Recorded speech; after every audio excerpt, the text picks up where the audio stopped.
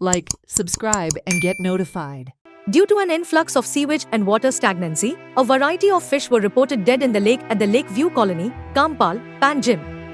To curb this issue, paddle aerators were installed to increase the quantity of dissolved oxygen in the lake on Wednesday by CCP. The process involves adding eco-friendly substances to the water. A senior CCP official stated that water will be tested after the process to ascertain the improvement in dissolved oxygen, biochemical oxygen demand, and chemical oxygen demand to prevent the death of fish in the lake.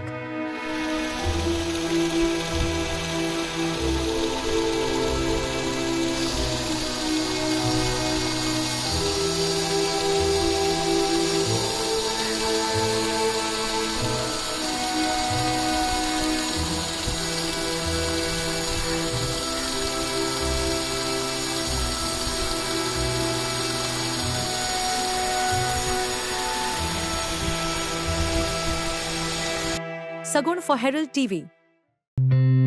Watch on Herald TV.